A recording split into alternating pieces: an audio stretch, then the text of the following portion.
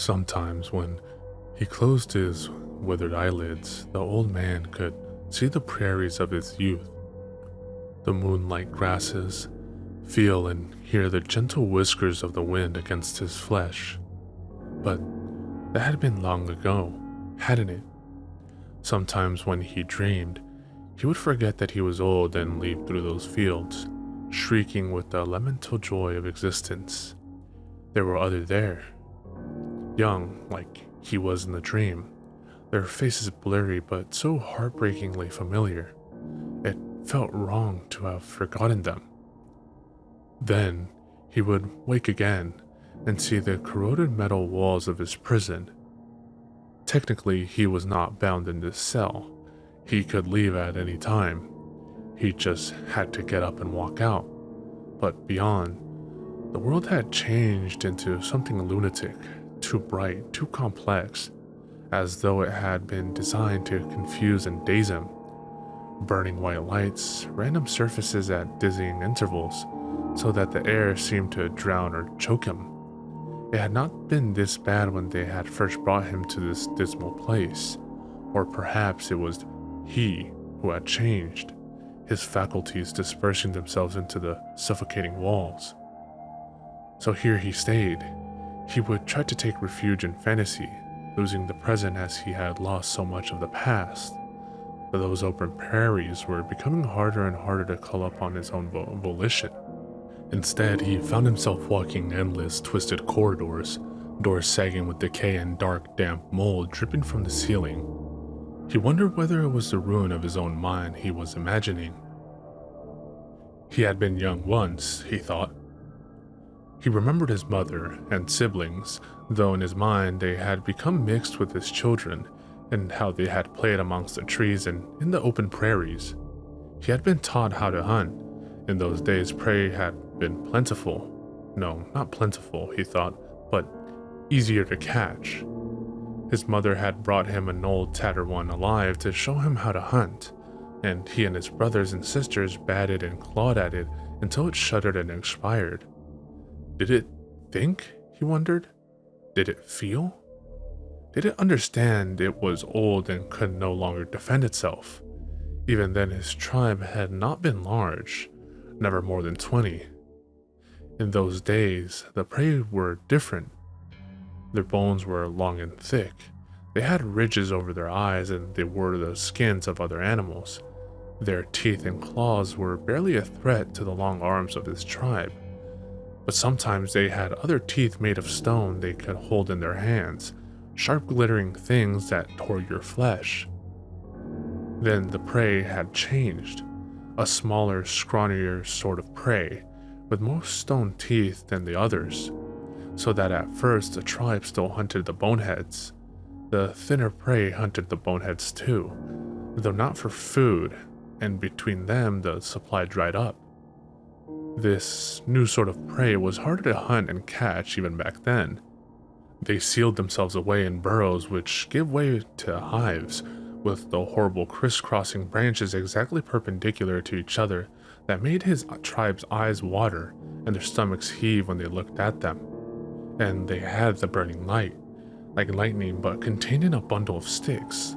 Still, they had prospered. He had found a mate. He found that if he tried hard, he could recall the curves of her body as they lay together, and had children who ran wildly over the plains like he had. But the prey had grown ever further entrenched, and it seemed the more the prey swarmed together, the harder it was to get inside, to skip over into the twilight world that let them move through the walls and floors of their hives. They ringed their hives with running water. The first time he had burrowed into that, he remembered the mind-consuming movement, a taste of what the whole world would become. How had he been captured? He thought for a moment that he could no longer remember until the outlines of a narrative suggested themselves to his mind. Was it true? Who could tell? He had been alone, perhaps for decades. The last member of his tribe, he could no longer recall whether it had been his mate or one of his offspring, had vanished one day, like all the rest. He sometimes entertained himself with the thought that she was still alive, then wondered what that meant. He would not wish this disintegration, this incomprehensible confinement on her or any member of his tribe. He thought he could remember waking one day and feeling hungry, more hungry than he had ever felt in his whole existence. He had roused himself from near hibernation in the tree where he lived and descended. The prey's hive nestled in the shadow of a hill on the far side of the lake the old man remembered being far larger in his childhood. The prey drank it. He had realized one day long ago, and in their teeming thousands depleted it. When it was dry, the prey would be gone, and then what would he do? He had approached, moving over and through earth they had pockmarked with their tall gold seed, leeching the life out of it. The hive was bigger than he remembered, and more dazzling. The luminescence the prey produced to light their way through the night that had once belonged to his tribe, catching off big, flat, reflective surfaces that seemed profoundly unnatural. Just one, he thought. He just needed one of them. Then he could sleep again. He would find one of the caves the prey made under their hives and sleep. He shivered as he passed through cold yellow light. Here, at the edge of the hive, they still had open areas around each burrow, though they had grazed the grass so thoroughly there was almost nothing left. He remembers seeing one of them, small, tender in his mind's eye, and the old man drooled. He had watched it for days, waited for a moment when it left the safety of the pack. These days, precious few moments, they guarded their young so fiercely. Then, while it was running near its burrow, he took it, long arms closing around it and fingers searing into its flesh. A twist practiced many, many times, and it was gone. He could not wait to hide. His hunger was too severe. His remaining teeth were already gnawing at the soft tissues of its nose and ears, even as he hugged the small body to him and shrank into the shadows of the tree line. Then the light, then the pain. The prey had found him hours later, eating what was left of the infant, and shone their brilliant lights in his eyes. Blows fell on the old man, crushing him. He felt something pop in his arm. Something shining was looped between his wrist and the tree, and they went away. He tried to retreat to the fields in his mind, but the cold iron kept him there. He had found a way to escape it later, but that was after they had put him in the cell at the center of the maze. Then the white coats had come and taken him away, and the lights had grown brighter and the pain more intense. No food. No food. He was dying, he thought, distantly, starving one day at a time. When he had been young, he had seen an old man die of starvation. He had killed another member of the tribe, and no one would share their food with him. His limbs had hollowed out and his skin had become like a dried leaf. For a long time, he had hoped that others of his kind would come and find him, save him from this humiliation. But they would not relieve his hunger, he knew. They would not share their food with him. He had become that old man and he had committed sin. He could not remember the reason he had fought the larger male. Times had become hard and prey scarce, and the other male had failed the tribe. It had occurred to him later that the older male might have been his father. The old man remembered the onlookers, faces blurred and shifting, watching as he pummeled the larger male to the floor and put his hand in the other's skull and moved his fingers until there was no life in there anymore. But he had done no better, and his people had grown thinner and left him, one by one, to find richer hunting grounds elsewhere. Now he was alone. And as the years went by in the metal cell, he began to think an awful thought. I am the last. Once, these bewildering creatures in white coats would not have confused him. His mind would have been clean and sharp, and he would have navigated the horrible labyrinth outside his cell. Once, but not now. Now he wandered alone in the crumbling steel darkness, the pain from his stomach overwhelming what was left of him. I have lost everything, he thought. I have lost everything. He twitched as he realized that in his distress, he had drifted further from his cell than he ever had before. Those decayed corridors of mind felt behind him, and he found himself in what he thought was the waking world, but nothing like the maze he had perceived before.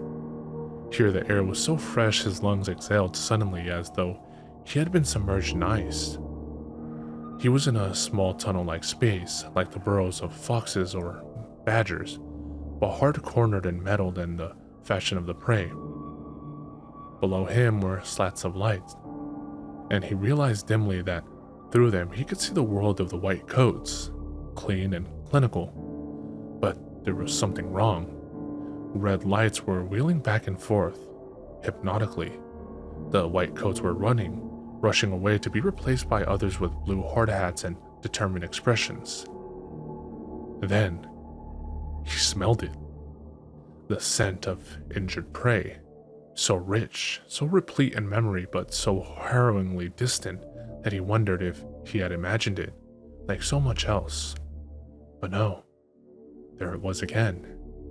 The old man stared long black limbs and raised himself up as far as he could, his ragged nostrils sucking in the fresh cold air, and his ears, dulled as they were, picked up that long-forgotten cry, the gibbering assemblage of syllables almost human as the prey called out in pain and fear. The dribble came thickly down his withered chin, and dry old eyes moistened again as he remembered marrow and blood soaking into pink, juicy meat, just like it had been in the old days. No doubt the whitecoats would take this morsel from him as they had taken it away before. He didn't care. There was not enough left of the old man to care. He could only move down through the slats, towards the light. The old man came, drip, drip, dripping down the wall.